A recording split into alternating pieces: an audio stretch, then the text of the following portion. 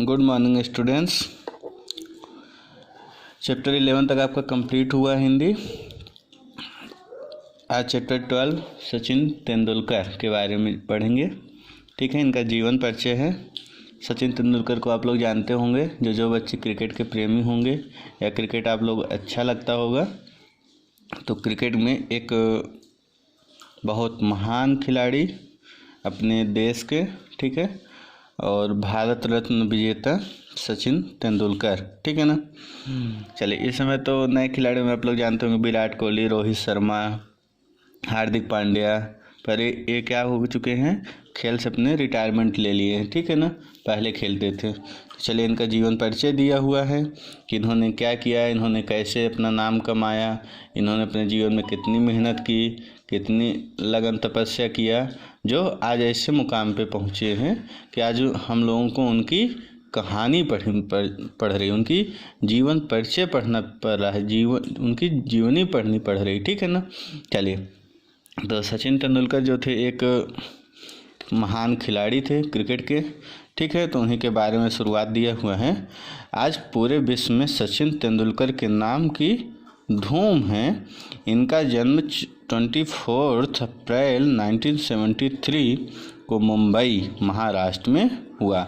तो मुंबई जो है महाराष्ट्र की कैपिटल है, वहाँ पे इनको जन्म हुआ था। ये जो फोटो में ये हैं, तो ये आपके कौन हैं, सचिन तेंदुलकर जी, ठीक है। उस समय सचिन की माता श्रीमती रजनी तेंदुलकर एक बीमा कंपनी में कार्य करती थीं। उनके पिता श्री रमेश तेंदुलकर एक लोकप्रिय मराठी उपन्यासकार के रूप में जाने जाते थे। किशोरावस्था में सचिन शारदाश्रम विद्या मंदिर के छात्र थे, जहां विनोद कांबली उनके साथ पढ़ते थे। जब सचिन खेलते थे तो विनोद कांबली भी उनके साथ खेलते थे। ये भी अपने इंडिया की तरफ से खेले हैं, पर ये बहुत कम खेले हैं, ठीक है। और सचिन तेंदुलकर के बचपन के दोस्त कौन थे, विनोद कांबली। दोनों एक दूसरे की प्रशंसा करने और आगे बढ़ने की प्रेरणा देने का कोई मौका नहीं छोड़ते थे।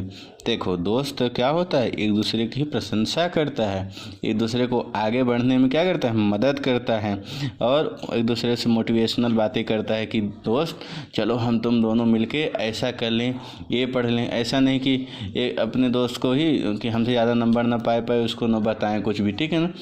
नहीं, अगर आप किसी को बताते हैं, किसी से अच्छे से बताते हैं, अगर आपसे कुछ आता है तो आपकी जानते हैं और अच्छे से बनने लगे, कभी आप उसको दोबारा भूल नहीं सकते। तो इसलिए हमारे आपके बीच में क्या आना चाहिए कि आप उसको सबको बांटना चाहिए, जान को सजों के नहीं रखना चाहिए, उसको बांटना चाहिए। बांटने से क्या होता है, बढ़ता है, ठीक है ना। तो सचिन को उनका प्रेरणा कौन देते थे, उनके दोस्त विनोद कांबली जी। सचिन को सबसे अधिक प्रोत्साहन अपने बड़े भाई अजीत तेंदुलकर से मिला। हमारे भाई बहन भी जो बड़े होते हैं तो वो भी हमारे प्रेरणा स्रोत होते हैं। वो भी बताते हैं कि बेटा भाई ये काम करो, अच्छा होता है, ये काम खराब होता है, आप ऐसा पढ़ो, आप ऐसा करो, आप ये ना करो, ठीक है। ये कौन बताता है, बड़ा भाई। तो उनकी बातों को, जो हमारे बड़े होते हैं उनकी बातों को सुनना चाहिए, ठीक है ना, क्योंकि वो आपके भले की बात करते हैं, वो आपके अच्छाई की बात करते हैं। कभी भी आपसे जो बड़े हैं तो आपका बुरा नहीं चाहेंगे कि आप ऐसा काम करो तो आपका ख़राब हो कुछ, ठीक है। वो हमेशा आपका भले का चाहते हैं, ठीक है। तो बचपन से ही सचिन में सबको उनका उज्जवल भविष्य दिखाई देता था। मध्यम वर्गीय परिवार के लिए अपने सपनों को साकार करना आसान नहीं होता। सचिन के लिए भी यह कठिन था, परंतु उनमें सच्ची लगन और भरपूर निष्ठा थी। तो एक मध्यम वर्गीय परिवार क्या होता है, जिनके माँ बाप मतलब कोई गवर्नमेंट जॉब भी मान लो है, फिर भी मतलब कि अमाउंट उनको 50,000 से उनकी सैलरी कम है, तो एक मध्यम वर्गीय परिवार में आते हैं, क्योंकि हाई फाई सोसाइटी नहीं रहती, नॉर्मल घर उनका परिवार है, तो अपना मतलब जीविकापार्जन चला सकते हैं। ज़्यादा हाई फाई चीज़ें नहीं रहती, जैसे उनके पास न कार हो, न कहीं बड़े ज़मीन जायदाद हो, ठीक है। तो मध्यम वर्गीय में होता है। तो इनका परिवार कैसा होता है कि वो लोग सभी जगह नहीं हर वर्क कर पाते। जैसे क्रिकेट विकेट खेलने में क्या होता है कि उसमें कोचिंग जानी होती, ट्यूशन जाना होता है, बड़ी स्कूल में जाना चाहता है, खेलना पड़ता है, बैट गेंद लेना पड़ता है, जिसके लिए क्या होता है, बहुत पैसों की ज़रूरत पड़ती है। पर उनमें लगन थी, तो इसलिए और निष्ठा थी, तो इसलिए उनको भाई जो थे तो उनके प्रेरणा स्रोत बने कि चलो तुम करो, हम लोग तुम्हारे लिए क्या करेंगे, मेहनत करेंगे, और तुम अपने काम में मेहनत करना तो सफलता अवश्य मिलेगी।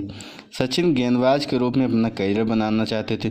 सचिन जो एक बैट्समैन थे, पर सबसे पहले वो किसमें करियर बनाना चाहते थे, गेंदबाज के रूप में, बॉलर के रूप में।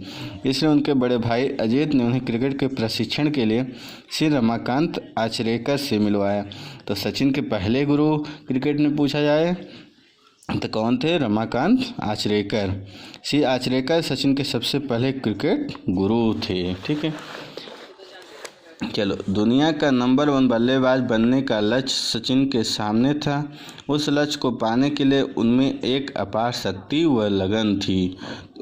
जब हमारा लक्ष्य कोई निर्धारित हो जाता है तो उसको हम लोग पाने के लिए इतना मेहनत करते हैं, को लक्ष्य हमारे लिए क्या होती है, अगर उसमें लगन से, तपस्या से लग जाएंगे तो लक्ष्य हमारा एक दिन जरूर पूरा होता है। इसी तरह सचिन का भी लक्ष्य था, और उनको 15 वर्ष की आयु में सचिन ने बॉम्बे क्रिकेट की ओर से गुजरात के विरुद्ध खेलते हुए अपना पहला शतक बनाया।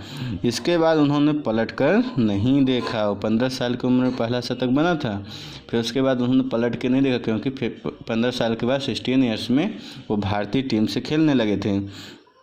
एक के बाद एक शतक और शतक के रिकॉर्ड उनके नाम से जुड़ते चले गए। 16 मार्च 2012 को बांग्लादेश के विरुद्ध खेलते हुए उन्होंने अपना 100वां अंतर्राष्ट्रीय शतक पूरा किया।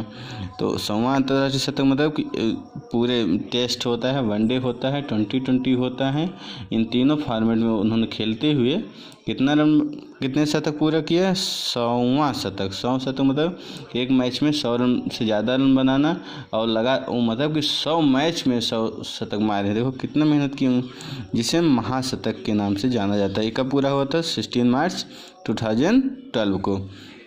क्रिकेट का विश्व कप जीतना और 100 शतक बनाना, ये दोनों उनके सपने थे, जो क्रमशः 2011 और 2012 में उनकी मेहनत और लगन से पूरे हुए।